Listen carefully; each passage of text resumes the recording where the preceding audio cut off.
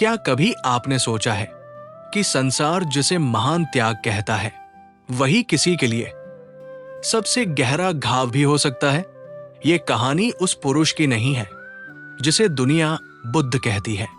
ये कहानी उस स्त्री की है जिसने बुद्ध को पति के रूप में जिया, पिता के रूप में खोया और फिर भी कभी उन्हें रोकने की कोशिश नहीं की।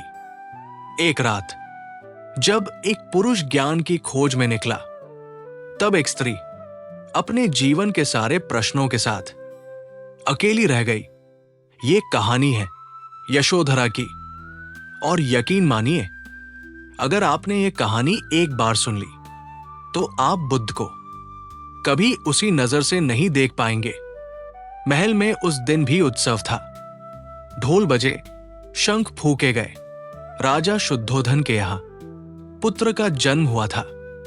सारी प्रजा खुश थी, पर कोई नहीं जानता था कि उसी क्षण कपिलवस्तु के महल में एक ऐसा बालक आया है जो एक दिन इस पूरे संसार को छोड़ देगा। ज्योतिषियों ने कुंडली देखी और चुप हो गए।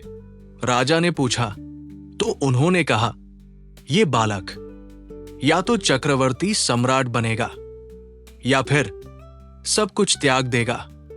ये सुनकर राजा और रानी का हृदय कांप उठा। राजा ने उसी दिन तय कर लिया, मेरा बेटा संसार नहीं छोड़ेगा।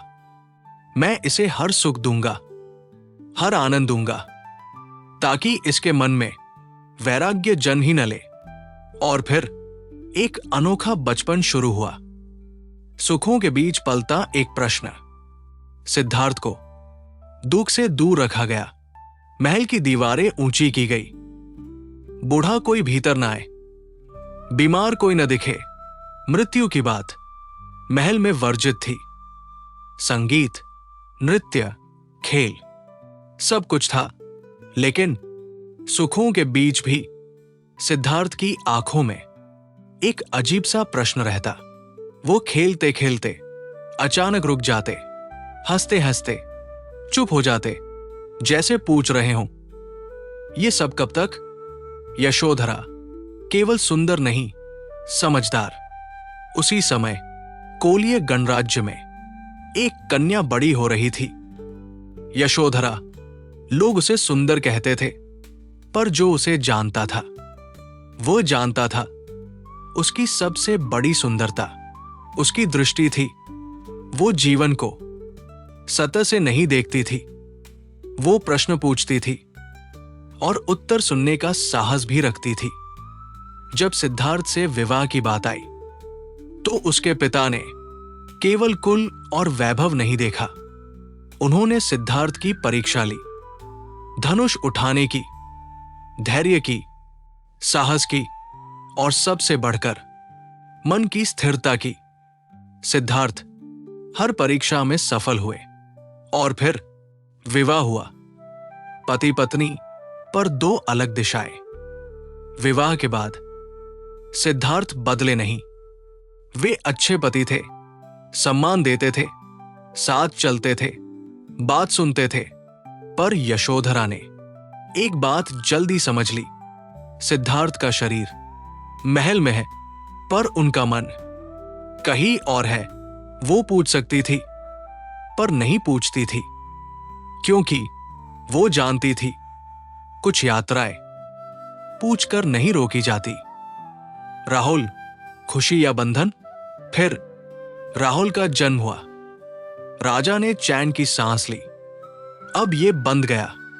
महल में उत्सव था, पर उस रात यशोधरा ने देखा, सिद्धार्थ अपने बेटे को देख रहे थे, पर उनकी आंखों में अपराध सा भाव था, जैसे मन कह रहा हो, अब जाना और कठिन हो गया। यशोधरा मां बनी, पर वो केवल मां नहीं बनी। वो अब एक ऐसे पुरुष की पत्नी थी जिसका मन धीरे धीरे संसार से छूट रहा था। चार दृश्य और टूटता भ्रम। और फिर एक दिन वो सब हुआ जिसे कोई रोक नहीं सका। सिद्धार्थ ने देखा, एक बूढ़ा, एक रोगी, एक मृत शरीर, एक भिक्षुक। उनके भीतर कुछ टूट गया। वे महल लौटे, पर पहले जैसे नहीं थे। उस रात यशोधरा ने बस इतना पूछा, आप ठीक तो हैं? सिद्धार्थ ने कहा, नहीं। और उसी नहीं में सब कुछ था। वो रात, वो आधी रात थी। महल सो रहा था, यशोधरा सो रही थी। राहुल उसके पास सांसें ले रहा था। सिद्धार्थ उठे, एक बार रुके, देखा, पत्नी, बेटा, कहा कुछ नहीं, जगाया नहीं, बताया नहीं, और चले गए। सुबह का सन्नाटा। सुबह हुई, महल में कोलाहल मच गया। राजा स्तब्ध थे, प्रजा हैरान थी। यशोधरा चुप बैठी रही। वो रोई नहीं, उसकी पीड़ा आंसू नहीं बनी। उसने बस अपनी सखी से कहा, सिद्धि हेतु स्वामी गए, ये गौरव की बात है, पर चोरी चोरी गए, यही मेरा व्याघात है।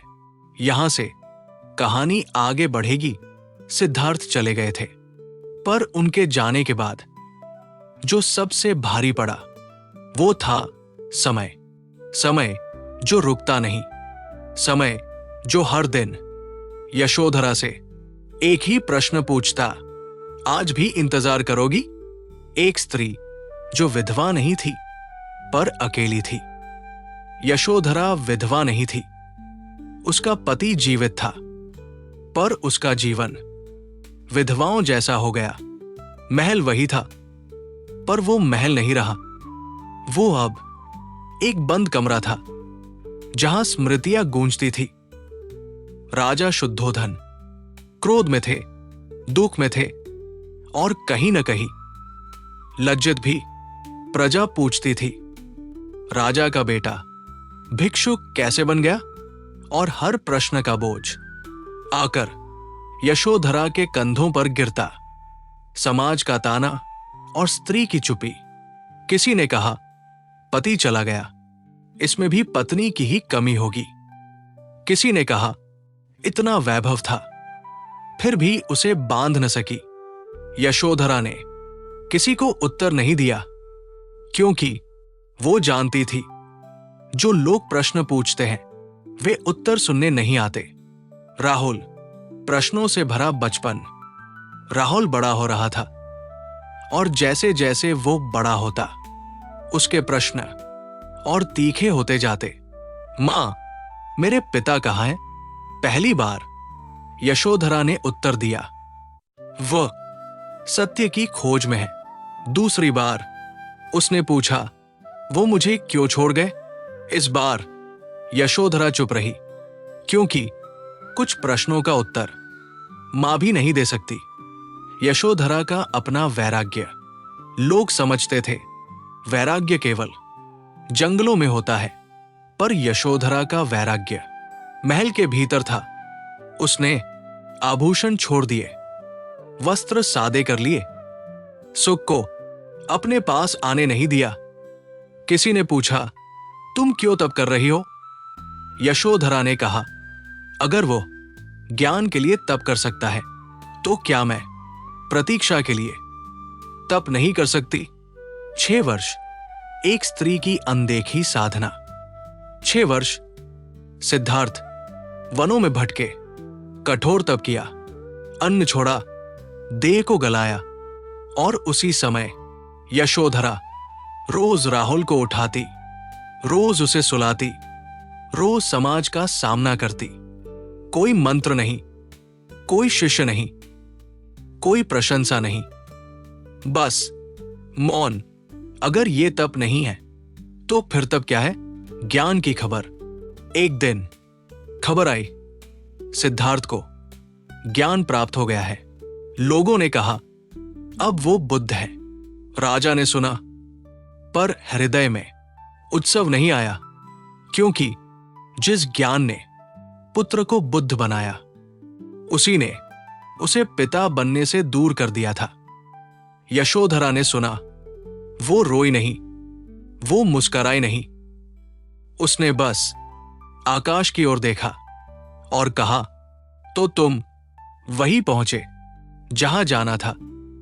बुद्ध की ख्याति और यशोधरा की चुप्पी। बुद्ध की ख्याति दूर दूर तक फैलने लगी। जो उनके पास गया वापस नहीं लौटा। राजा ने दूत भेजे, मंत्री भेजे, पुरोहित भेजे, सब बुद्ध के शिष्य बन गए। यशोधरा ने किसी को नहीं भेजा, क्योंकि वो जानती थी उसे बुलाया नहीं जाएगा, और वह बिन बुलाए नहीं जाएगी। पिता की पुकार। अंत राजा शुद्धोधन ने सिद्धार्थ के बचपन के मित्र को भेजा। उसने कहा, मैं जानता हूं तुम लौटकर नहीं आओगे, पर कम से कम इतना कह देना, पिता याद कर रहे हैं। मित्र गया, वो भी संग में दीक्षित हो गया। पर जाते जाते उसने कहा, आपके पिता आपको बुला रहे हैं। बुद्ध चुप रहे, फिर बोले, मैं आऊंगा। पर बुद्ध बनकर यशोधरा का मन जब ये समाचार यशोधरा तक पहुंचा तो उसके भीतर कुछ हिला। 6 वर्षों से जो प्रश्न जमे हुए थे वे फिर जाग उठे। क्या वह अब भी बिना बताए आएंगे? 6 वर्षों बाद कपिलवस्तु की धरती फिर कांपी। खबर फैल गई, राजा का बेटा लौट आया है। नहीं, वो राजा का बेटा नहीं रहा, वो अब बुद्ध है। नगर सजाया गया। राजा शुद्धोधन के हृदय में उत्साह कम और भय अधिक था, क्योंकि जिस बेटे को वे राज सिंहासन पर बैठाना चाहते थे वो अब भिक्षा लेकर जीवन जीता था। रात की धर्मशाला बुद्ध नगर में आए, पर महल नहीं गए। वे धर्मशाला में रुके। किसी ने कहा, राजा का बेटा यहां कैसे रुक सकता है? बुद्ध ने कहा, मैं राजा का बेटा बनकर नहीं, बुद्ध बनकर आया हूं। रात बीती। सुबह का दृश्य। पिता की हार सुबह हुई और लोगों ने देखा बुद्ध अपने ही नगर में भिक्षा मांग रहे हैं। ये दृश्य शुद्धोधन से देखा नहीं गया। वे दौड़े आए, भीड़ के सामने अपने आंसू नहीं रोक पाए। कहा, यह शोभा नहीं देता, ये मेरा राज्य है, तुम मेरे पुत्र हो। बुद्ध शांत रहे, फिर बोले, पिता, मैं आपका पुत्र हूं, ये संयोग है, पर मैं बुद्ध हूं, ये साधना है, और मेरी चर्या भिक्षा है। राजा हार गए। उन्होंने बस कहा, तो कम से कम मुझसे मिलने चलो। सभा, लेकिन अधूरी महल में भरी सभा हुई। राजा, मंत्री, पुराने मित्र, सब आए। सबने बुद्ध को देखा, सुना, नम्रता से झुके, पर एक स्थान खाली था। यशोधरा नहीं आई। राजा ने कहा, वो कहती है, यदि बुद्ध मिलना चाहेंगे तो स्वयं आए। किसी ने कहा, अहंकार है। राजा चुप रहे। बुद्ध समझ गए। वो कक्ष, वो स्त्री। बुद्ध उठे, अकेले चले। वो कक्ष वही था जहां कभी पति पत्नी बैठते थे। यशोधरा बैठी थी। राहुल पास में था। वो उठी नहीं, न झुकी, न रोई। बुद्ध सामने खड़े थे। कुछ क्षण कोई नहीं बोला। फिर बुद्ध ने कहा, भिक्षा देहि। ये वाक्य किसी तीर से कम नहीं था। यशोधरा ने बुद्ध को देखा, उस पुरुष को नहीं जिससे वो ब्याही गई थी, बल्कि उस सन्यासी को जो सब कुछ छोड़ चुका था। उस क्षण उसके भीतर सालों का दर्द उभर आया, लेकिन वो फूटा नहीं। सबसे बड़ा लेटगो यशोधरा उठी, राहुल का हाथ पकड़ा और बुद्ध के हाथ में दे दिया। कहा, ये आपका पुत्र है, आपका उत्तराधिकारी। यदि आपने सब कुछ छोड़ दिया है तो इसे भी छोड़ दीजिएगा। यह क्षण इतिहास का सबसे मौन क्षण था। बुद्ध चुप रहे। यशोधरा आगे बोली, मुझे इस बात का दुख नहीं कि आप गए, मुझे इस बात का दुख है कि बिना बताए गए। अगर कहते तो क्या मैं आपकी पदबाधा बनती? उसकी आवाज न ऊंची थी न कांपती, पर शब्द सीधे हृदय में उतरते थे। अहंकार का विसर्जन। उस क्षण यशोधरा का सारा अहंकार गल गया। जो स्त्री 6 वर्षों से रुकी हुई थी, उसने अपने जीवन का सबसे बड़ा त्याग कर दिया। और बुद्ध उस दिन सिर्फ ज्ञानवान नहीं थे, वे कृतज्ञ भी थे। राहुल का जाना, राहुल संघ में गया। यशोधरा दरवाजे तक नहीं गई, क्योंकि कुछ विदाइयां पीछे मुड़कर नहीं देखी जाती। भाग 3 का भाव ये वो क्षण है जहां बुद्ध ज्ञान में ऊंचे हैं, पर यशोधरा त्याग में। बुद्ध संसार छोड़ते हैं, पर यशोधरा अपने संसार को स्वेच्छा से सौंप देती है। राहुल चला गया था, द्वार बंद हो गया था। महल में वही दीवारें थी, वही आंगन, वही खिड़कियां, पर अब सब कुछ बदल चुका था, क्योंकि अब यशोधरा के जीवन में रुकने के लिए कुछ बचा नहीं था। पति नहीं, पुत्र नहीं, अब केवल मार्ग। अब यशोधरा न किसी की पत्नी थी, न किसी की मां, पर वो खाली नहीं थी। जो लोग सोचते हैं कि त्याग से शून्य पैदा होता है, वे नहीं जानते त्याग से स्पष्टता पैदा होती है। यशोधरा के भीतर कोई शिकायत नहीं बची थी, कोई प्रश्न नहीं बचा था। उसने जो खोया था वो उससे छीना नहीं गया था, उसने स्वयं सौंपा था। और जो स्वयं सौंपा जाता है वो कभी बोझ नहीं बनता। राजमहल से बाहर का पहला कदम, एक दिन यशोधरा ने राजसी वस्त्र उतारे। न कोई घोषणा, न कोई शोक। सादे वस्त्र पहने, बाल सादे किए और महल से बाहर चली गई। लोग चौंके। किसी ने कहा, अब इसे भी वैराग्य सूझा। किसी ने कहा, पति ने छोड़ा, अब ये भी छोड़ रही है। पर यशोधरा किसी को उत्तर देने नहीं गई, क्योंकि अब उसका संवाद बाहर से नहीं, भीतर से था। संघ में प्रवेश, जब वो संघ पहुंची तो किसी ने उसे बुद्ध की पत्नी नहीं कहा, उसे एक साधिका की तरह देखा गया। यही उसका सबसे बड़ा सम्मान था। उसने कोई विशेष स्थान नहीं मांगा, कोई सहानुभूति नहीं चाही, कोई कथा नहीं सुनाई। उसने केवल कहा, मैं भी मुक्ति चाहती हूं।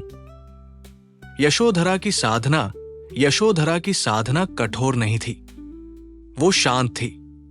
वो तप जिसमें कोई दिखावा नहीं, वो ध्यान जिसमें कोई घोषणा नहीं, वो भिक्षा जिसमें कोई अपेक्षा नहीं। उसने अपने अतीत को दबाया नहीं, नकारा नहीं।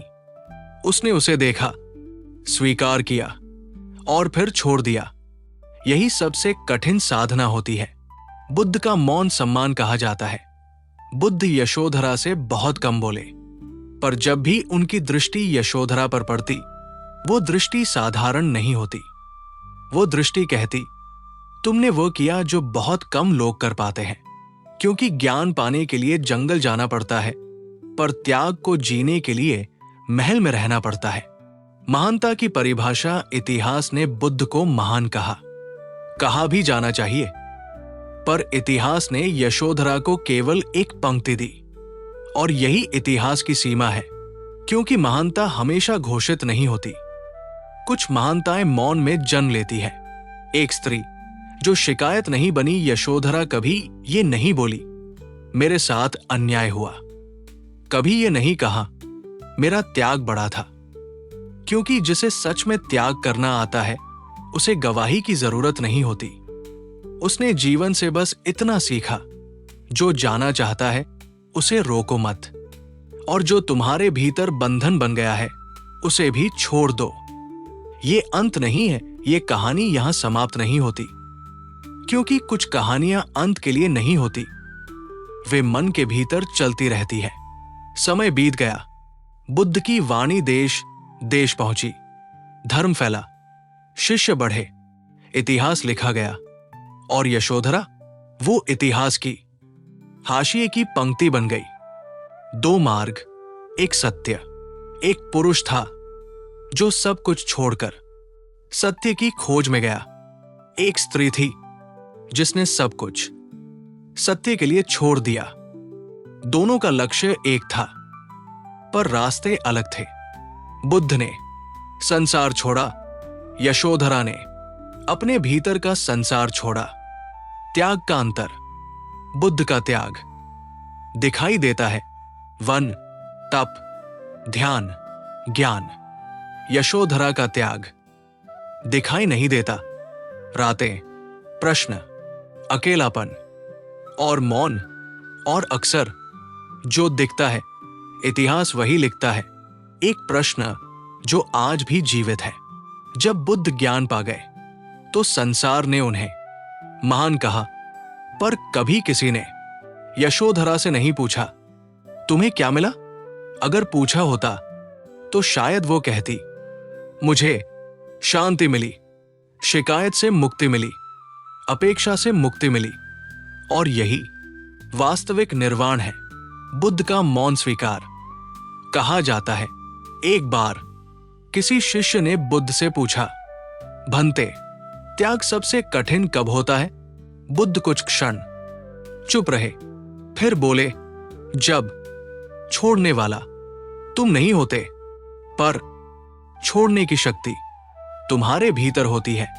ये उत्तर किसी ग्रंथ में नहीं, पर यशोधरा के जीवन में था। इतिहास और मनुष्य। इतिहास विजेताओं का होता है, त्यागियों का नहीं। इतिहास घोषणाओं को याद रखता है, मौन को नहीं। पर मनुष्य का हृदय जानता है कि कभी कभी सबसे बड़ा धर्म छोड़ देना नहीं, छोड़ने देना होता है। यशोधरा की अंतिम शिक्षा। यशोधरा कभी उपदेशक नहीं बनी, पर उसका जीवन एक शिक्षा बन गया। जो तुम्हारे मार्ग पर चला जाए उसे दोष मत दो, और जो तुम्हारे जीवन से चला जाए उसे अपूर्ण मत समझो, क्योंकि कुछ लोग हमारे साथ रहने के लिए नहीं, हमें बड़ा बनाने के लिए आते हैं। अब प्रश्न आपके लिए। अब ये कहानी यहां समाप्त होती है, पर एक प्रश्न आपके साथ छोड़ जाती है। जब एक पुरुष सब कुछ छोड़कर महान कहलाता है और एक स्त्री सब कुछ सौंपकर चुप रह जाती है, तो सच में महान कौन था? यदि आप चाहें